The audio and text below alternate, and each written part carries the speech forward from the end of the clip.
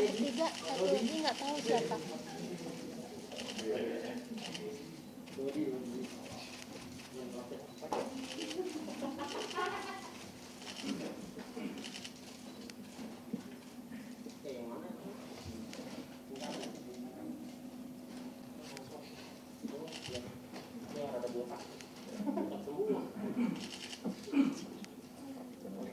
Oke, sudah ya. Bismillahirrahmanirrahim. Assalamualaikum warahmatullahi wabarakatuh. Selamat sore rekan-rekan semuanya. Bagaimana yang kami jadwalkan, KPK jam 5 sore ini akan menyampaikan terkait dengan perkembangan hasil kegiatan tangkap tangan. Bagaimana tadi pagi kami sudah sampaikan, KPK melakukan kegiatan tangkap tangan di Sumatera Selatan. Setelah dilakukan permintaan keterangan terhadap pihak-pihak yang diamankan dan kemudian gelar perkara, maka disimpulkan hasil dari kegiatan tangkap tangan dimaksud, dan sore hari ini kami akan sampaikan kepada masyarakat melalui teman-teman media semuanya. Hadir sore hari ini pimpinan Pak Alex dan juga Pak Direktur Penyidikan Pak Setio Budi. Nanti setelah poin-poin dibacakan oleh pimpinan, berikutnya nanti kami akan tunjukkan barang bukti dari hasil tangkap tangan dimaksud. Setelahnya kami persilahkan teman-teman untuk bertanya terkait dengan perkara ini ya. Jadi kami silakan khusus untuk perkara kegiatan tangkap tangan yang kami lakukan kemarin hari Jumat.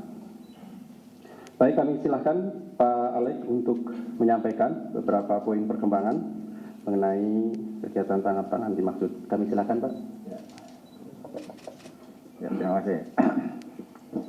Ya, KPK pada hari Jumat kemarin, tanggal 15 Oktober tahun 2021 sekitar pukul 11.30 atau 12 siang, tim KPK telah mengamankan 6 orang di wilayah Musi, Banyu Asin, Sumatera Selatan, dan sekitar jam 8 malam, tim KPK juga mengamankan 2 orang di wilayah Jakarta, yaitu sebagai berikut.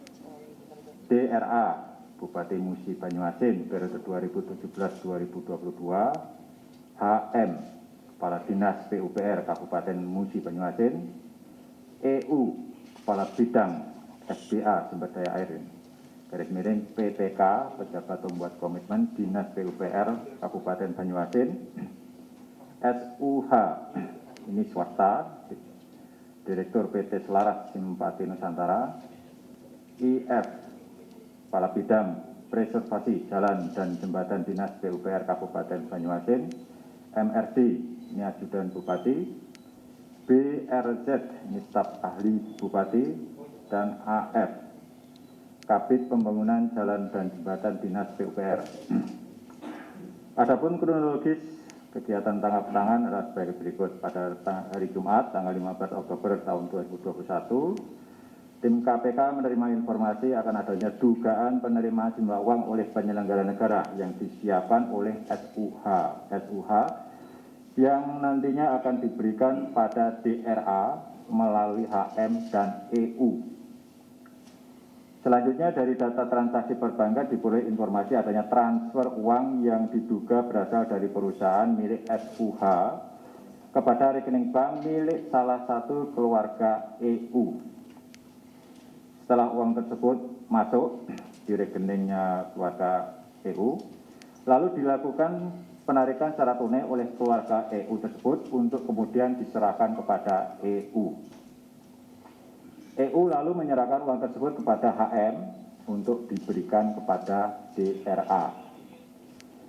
Tim selanjutnya bergerak dan mengamankan HM di salah satu tempat ibadah di Kabupaten Muba, Musi Banyuasin, dan ditemukan uang sejumlah 270 juta rupiah yang dibungkus kantong plastik.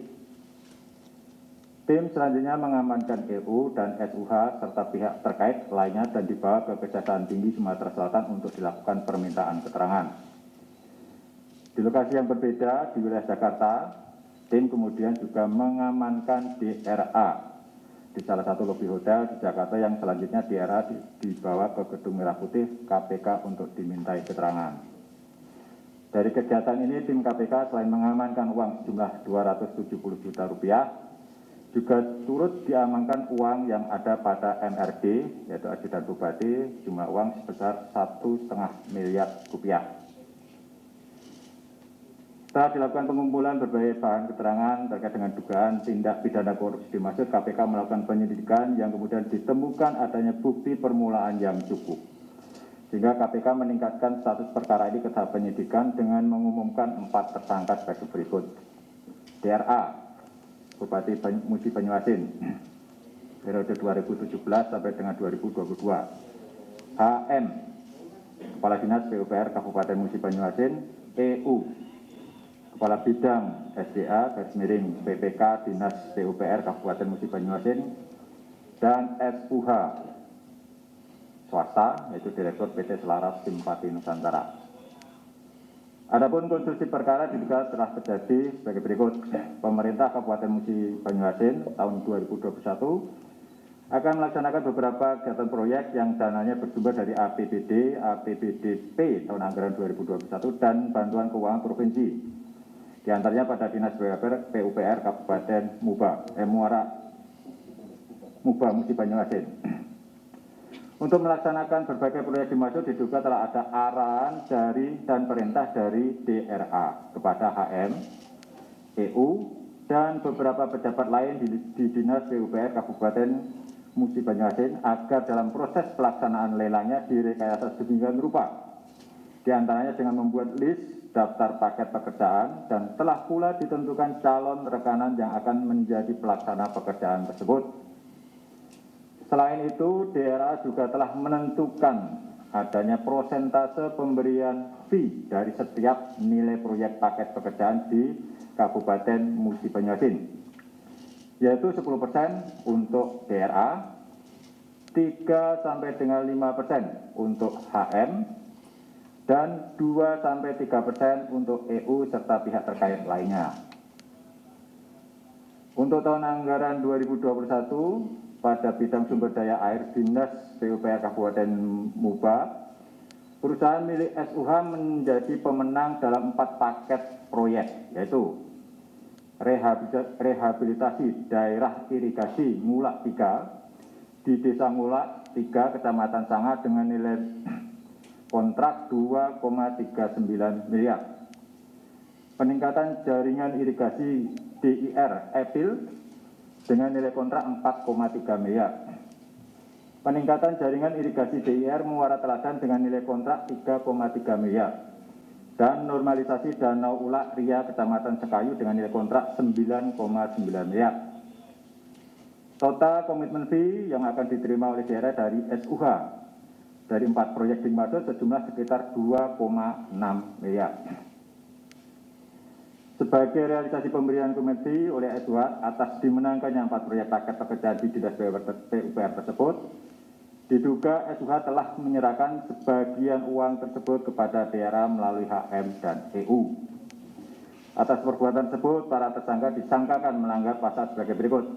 SUH selaku pemberi disangkakan melanggar pasal 5 ayat 1 huruf A atau pasal 5 ayat 1 huruf B atau pasal 13 Undang-Undang Republik Indonesia nomor 31 tahun 99 tentang pemberantasan tindak pidana korupsi sebagaimana telah diubah dengan Undang-Undang Nomor 20 Tahun 2001 tentang perubahan atas Undang-Undang Nomor 31 Tahun 1999 tentang pemberantasan tindak pidana korupsi. DRA, HM, dan EU selaku penerima disangkakan melanggar pasal 12 huruf A atau pasal 12 huruf B atau pasal 11 Undang-Undang Nomor 31 Tahun 1999 tentang pemberantasan tindak pidana korupsi, sebagaimana telah diubah dengan Undang-Undang Nomor 20 Tahun 2001 tentang perubahan atas Undang-Undang Nomor 31 Tahun 1999 tentang pemberantasan tindak pidana korupsi, junto pasal 55 ayat 1 ke 1 KUHP. Untuk keperluan proses penyidikan, tim penyidik melakukan upaya paksa penahanan kepada para tersangka untuk 20 hari pertama, terhitung mulai hari ini tanggal 16 Oktober tahun 2021 sampai dengan 4 November 2021 di Rutan KPK sebagai berikut. DRA ditahan di Rutan KPK Kapling C1. HM ditahan di Rutan KPK pada Pom Dam Jaya Guntur. EU ditahan di Rutan KPK Gedung Merah Putih, dan SUH ditahan di Rutan KPK Gedung Merah Putih. Untuk tetap menjaga dan menghindari penyebaran COVID-19 di lingkungan rutan KPK, para tersangka akan dilakukan isolasi mandiri selama 14 hari di rutan masing-masing. KPK berterima kasih atas dukungan masyarakat, pihak kepolisian, daerah, dan Kejaksaan Tinggi Sumatera Selatan yang turut membantu kelancaran kegiatan tangkap tangan ini. Untuk kesekian kalinya, teman-teman, suap terkait dengan pengadaan barang dan jasa kembali terjadi. Ini sudah berulang kali kami mengingatkan kepada kepala daerah dan juga kepada pengusaha-pengusaha di daerah dalam pelaksanaan proyek agar tidak terjadi atau menghindari suap dalam pelaksanaan proyek tersebut. Ya. Ada dugaan kenapa ada pengaturan seperti itu dan ada suap.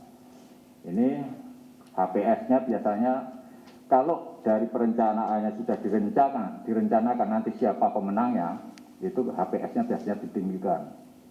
Ya. Sehingga sudah memperhitungkan fee tertentu yang nanti akan diberikan kepada pejabat di daerah, selain untuk keuntungan perusahaan. Tadi kita baca ada sekitar 15% fee, ya, itu minimum yang diterima oleh para pejabat di Musi Banyuasin. Ya. Kalau ditambah keuntungan perusahaan sekitar 15%, kemudian dikurangi PPN 10%, artinya apa? Dari nilai proyek itu hanya Rp60 yang untuk pekerjaan. Kalau nilai kontraknya itu Rp100. Hanya Rp60. Itu tadi rinciannya. Fee 15%, keuntungan perusahaan 15%, plus PPN 10%. Itu sudah 40% sendiri. Ya. Nah, ini tentu berdampak besar terhadap kualitas pembangunan dari infrastruktur sendiri. Pasti. Gitu. Ya, makanya dalam kesempatan ini sekali lagi kami KPK berharap tidak ada lagi kegiatan suap menyuap dalam pelaksanaan kegiatan pengadaan barang dan jasa, utamanya pembangunan infrastruktur, agar pembangunan infrastruktur itu dapat berjalan dengan baik, berkualitas baik, dan tentu saja itu hasilnya pasti akan dinikmati oleh masyarakat. Saya kira itu yang bisa kami sampaikan. Silakan nanti kalau ada yang ditanyakan. Terima kasih. Baik, terima kasih Pak Alex yang telah menyampaikan beberapa poin terkait dengan perkembangan kegiatan tangkap tangan di Kabupaten Muba, Sumatera Selatan. Pada prinsipnya bahwa KPK telah menetapkan 4 orang sebagai tersangka dan juga dilakukan penahanan selama 20 hari pertama dengan barang bukti uang dalam bentuk rupiah 270 juta dan 1,5 miliar rupiah. Berikutnya kami tunjukkan barang bukti dari hasil kegiatan tangkap tangan dimaksud.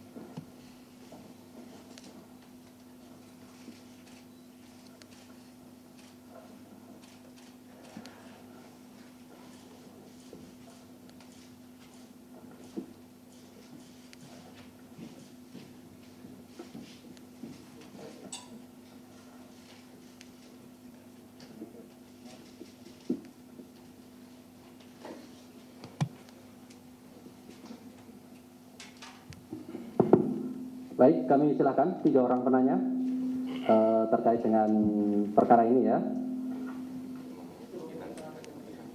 Silakan.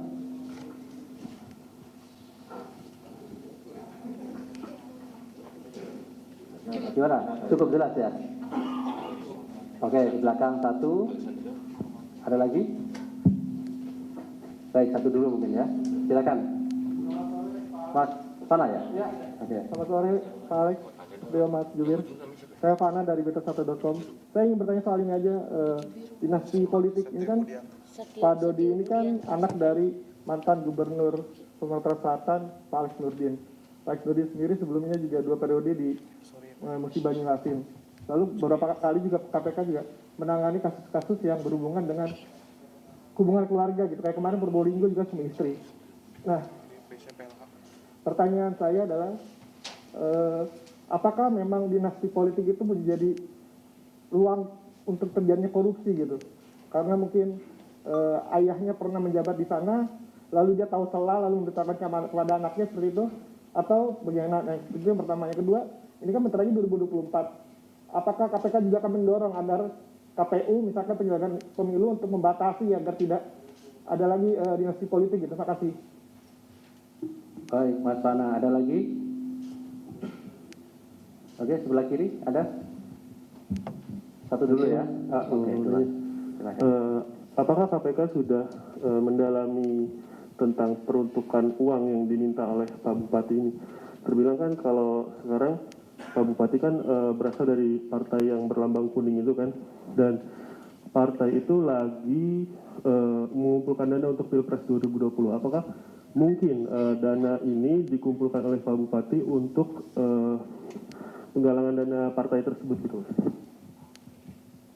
Terima kasih Mas Chandra ya. Terakhir saya beri kesempatan 1 orang. Oke, kalau tidak ada cukup 2 dulu ya. Ada Mas? Enggak ada ya? Baik. Ya, ini persoalan dinasti politik itu saya kira sudah lama ya menjadi keprihatinan kita bersama. Saya kira tidak hanya yang terjadi di Musi Banyuasin saat ini, sebelum-sebelumnya KPK juga melakukan penindakan terhadap beberapa kepala daerah yang ya ada kaitannya dengan dinasti politik. Sebelumnya kan ada Probolinggo, ya, sebelumnya mungkin ada di Cimahi, ya. Itu kan beberapa kegiatan, dan di Kalimantan Timur itu kan juga ada penangkapan terhadap kepala daerah yang istrinya atau suaminya itu menjadi ketua DPRD dan seterusnya ini. Nah, sebetulnya ada yang salah nggak sih dengan dinasti politik? Nah, dulu memang ada pembatasan, tetapi berdasarkan putusan MK kalau tidak salah itu kan akhirnya kan keikutsertaan dari keluarga petahana untuk melanjutkan sebagai kepala daerah itu dibolehkan, karena itu merupakan hak asasi setiap warga negara untuk dipilih menjadi kepala daerah atau wakil rakyat, kan seperti itu. Ya akhirnya muncullah dinasti-dinasti politik di beberapa daerah yang ya ini menjadi salah satu, betul mungkin menjadi salah satu pintu masuk terjadinya tindak pidana korupsi, bisa jadi juga ya. Karena apa? Kita melihat ketika kepala daerah itu selama beberapa periode dipimpin oleh kerabat atau keluarga ya atau dinasti tadi, evaluasi terhadap pemerintahan 5 tahun sebelumnya itu nggak berjalan. Ada kecenderungan penggantinya itu kalau jadi keluarga pasti dia akan menutup kekurangan, kelemahan yang dilakukan pemerintah dan cenderung meneruskan kebiasaan-kebiasaan yang dilakukan pimpinan sebelumnya. Itu yang terjadi, kan seperti itu. Di samping juga dinasti politik ini kan menyangkut juga kebutuhan pendanaan dalam pemilihan kepala daerah atau pemilihan anggota legislatif. Kita ketahui bersama bahwa memang mahal sekali untuk mencalonkan diri sebagai kepala daerah itu dan juga anggota legislatif. Butuh biaya yang besar, dan itu juga karena masyarakat atau konstituen sendiri, pemilih sendiri yang menurut kami di KPK dari kajian KPK itu juga yang menyebabkan biaya politik itu mahal, ya. Ada tuntutan dari masyarakat, ya. Kita tahu semuanya ketika ikut dalam suatu kampanye atau diundang untuk mendengarkan program, ada sesuatu yang diberikan atau yang dituntut oleh rakyat itu. Dan kita tahu juga ketika menjelang pemilihan atau hari pencoblosan itu ada pemberian atau istilah umumnya itu serangan fajar, pemberian uang kepada rakyat masyarakat, itu yang menyebabkan biaya politik menjadi sangat mahal. Belum lagi juga adanya tuntutan atau permintaan yang kita kenal dengan istilahnya itu uang mahar untuk mencari kendaraan politik di parpol-parpol itu. Nah, itu sesuatu yang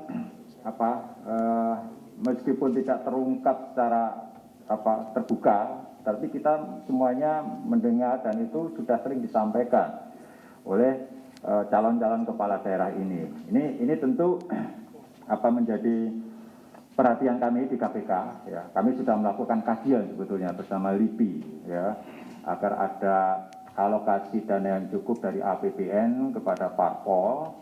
Yang tujuannya apa? Supaya partai politik itu dikelola dengan profesional, dikelola dengan benar, kaderisasinya juga benar, ya. Kemudian juga terkait dengan pendanaannya. Selain itu harapannya apa? Ketika ada cukup dana APBN atau APBD masuk ke dalam partai politik, pengawas pemerintah itu bisa masuk untuk melakukan evaluasi terhadap penggunaan dana di dalam partai politik itu, termasuk juga terkait dengan bagaimana mekanisme pengelolaan atau manajemen di dalam partai politik itu. Kita ingin partai politik itu dikelola dengan profesional, yang kita tahu bahwa itu juga menjadi sokok guru dalam negara demokrasi. Partai politik itu kita nggak bisa menafikan peran penting dari partai politik itu, karena kita sudah sepakat kita menganut sistem demokrasi, kan seperti itu. Ya, keberadaannya ya diwakili oleh partai politik. Tapi sejauh ini pendanaan partai politik itu dari APBN atau APBD itu masih sangat minim. Ya, sehingga mau nggak mau ketika partai politik mencalonkan kadernya atau orang lain bahkan, ya, itu mereka diminta untuk mengeluarkan biaya sendiri dan itu tidak murah. Ya. Mendagri, dari survei Mendagri itu paling tidak 30 miliar yang dikeluarkan oleh calon kepala daerah tingkat bupati atau wali kota. Kalau ingin menang, bahkan itu dia harus menyediakan sampai dengan 60 sampai 75 miliar. Di beberapa daerah itu ada yang di atas 100 miliar. Tidak cukup penghasilan seorang kepala daerah selama 5 tahun untuk menggantikan biaya yang dia keluarkan. Nah, kalau itu berasal dari sponsor, ya nanti imbalannya apa? Ya bagi-bagi proyek, ya. Bagi-bagi proyek sejak perencanaan di dalam proses perencanaan APBD itu. Nanti sudah ditentukan proyek ini nanti siapa yang akan mengerjakan. Nah, yang terjadi seperti itu di Musi Banyuasin dan juga di daerah lain nyaris hampir sama terkait proses PBD. Itu kebanyakan proses lelangnya hanya formalitas, ya. Itu juga rata-rata harga perkiraan sendiri itu juga sudah di markup, ditinggikan, ya. Ini tentu kami berharap, ya, PUPR, Kementerian PUPR itu bisa menjadi instansi pembina. Ini kan persoalannya kan tidak ada hubungan antara Kementerian PUPR dengan dinas PUPR di daerah, itu kan. Bisa jadi hanya beda kabupaten yang berbatasan sungai, ya, untuk pembangunan jalan dengan kualitas yang sama, anggarannya bisa beda, ya kan? HPS-nya beda.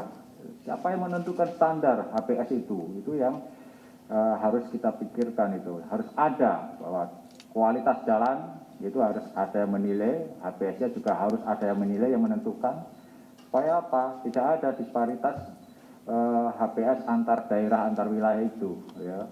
Ya kecuali kalau di wilayah Papua itu kan karena jauh, gitu, sehingga materialnya banyak didatangkan dari luar provinsi, wajar. Tetapi itu tadi kalau di dalam suatu wilayah itu HPS yang antar daerah yang hanya berbatasan sungai beda, nah itu sudah menjadi suatu hal yang anomali, sangat tidak masuk akal, dan ada kecenderungan itu tadi HPS yang diatur sejak dari proses perencanaan APBD. Bagaimana pembatasan dinasti politik 2024? Ya tentu saja kami tidak bisa membatasi seorang anggota keluarga misalnya ikut dalam pilkada untuk menggantikan orang tuanya atau istrinya atau suaminya yang sudah selesai menjabat. Karena apa? Putusan MK sudah jelas menyatakan bahwa hak dipilih itu adalah hak setiap warga negara.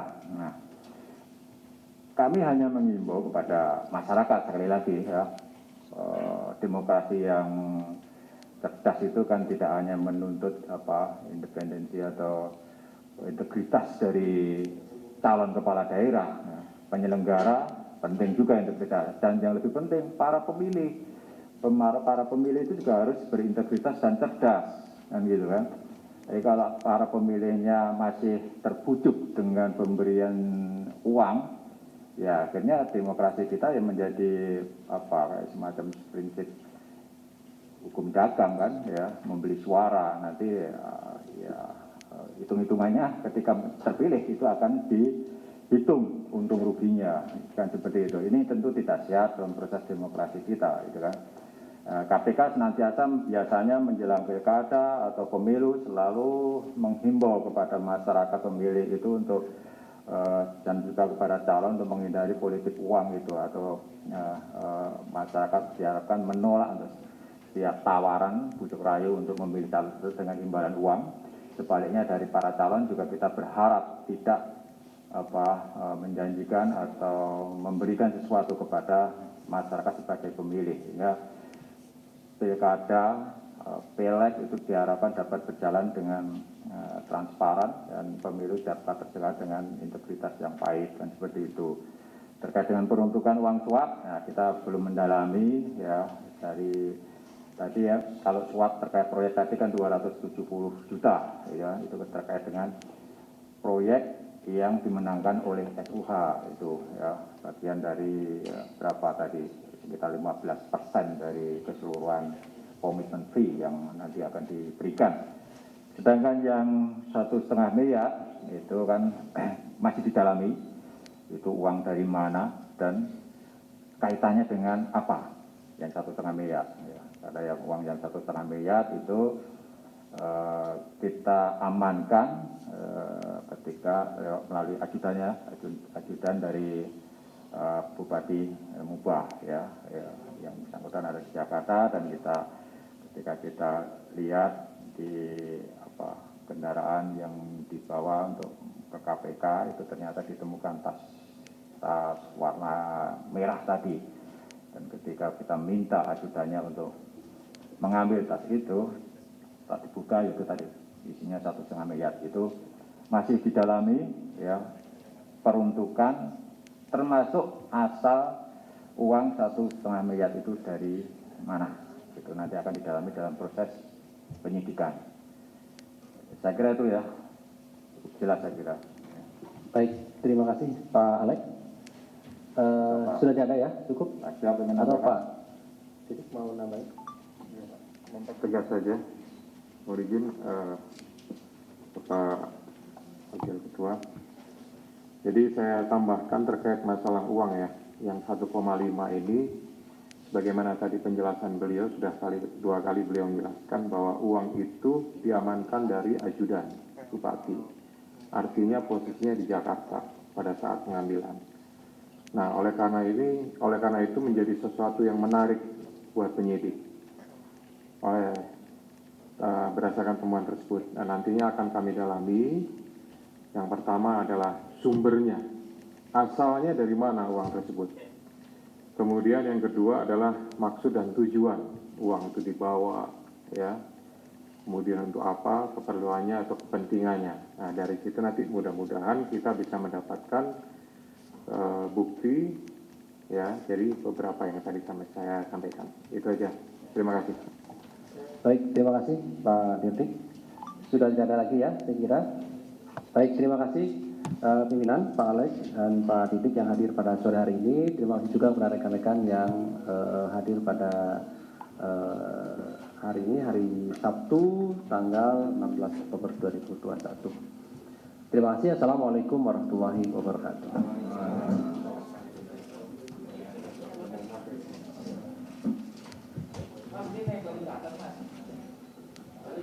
Ya.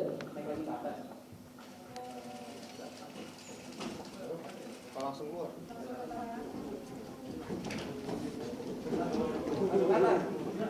Langsung keluar, Mas. Nih.